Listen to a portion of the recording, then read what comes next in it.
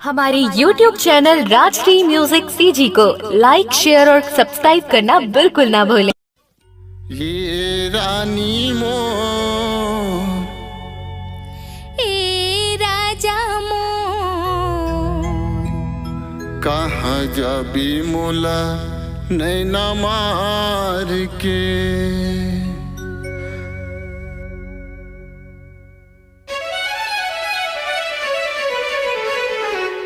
ए रानी मोर, ए रानी मोर, कहाँ जाबी मोला नैना मार के। ए रानी मोर, ए रानी मोर, कहाँ जाबी मोला नैना मार के। जब ले देखे तोला हो गए वो दीवाना, जब ले देखे तोला अरे हो गए वो दीवाना। ये दिल मोर गाते गीत प्यार के। ए राजा मोर, ए राजा मोर, कहाँ जाबे मोला जादू डार के। ए राजा मोर, ए राजा मोर, कहाँ जाबे मोला जादू डार के।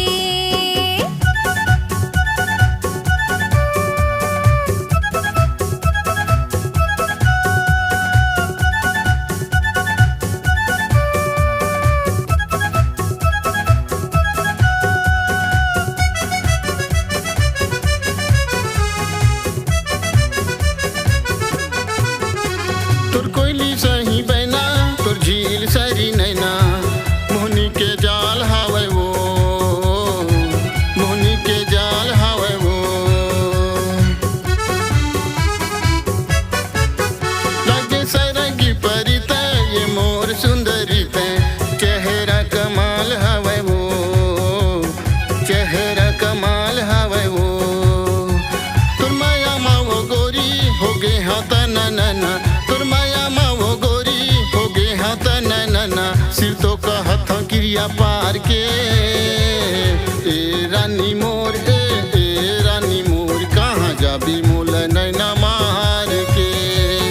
ए रानी मोर, ए रानी मोर, कहाँ जाबी मोल नैना मार के।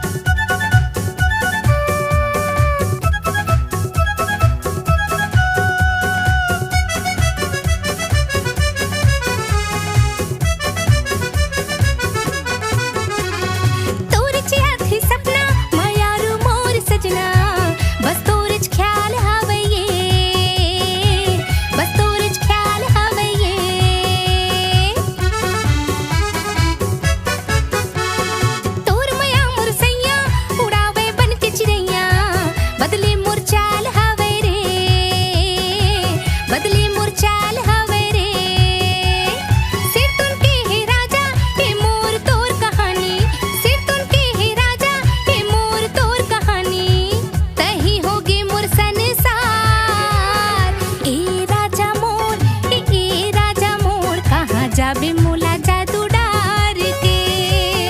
ए राजा मोर, ए राजा मोर, कहाँ जाबे मोला जादू डार के।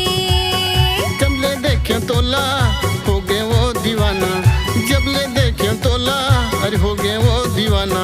ये दिल मोर गाते गीत प्यार के। ए रानी मोर, ए रानी मोर, कहाँ जाबी मोल नैना मार के।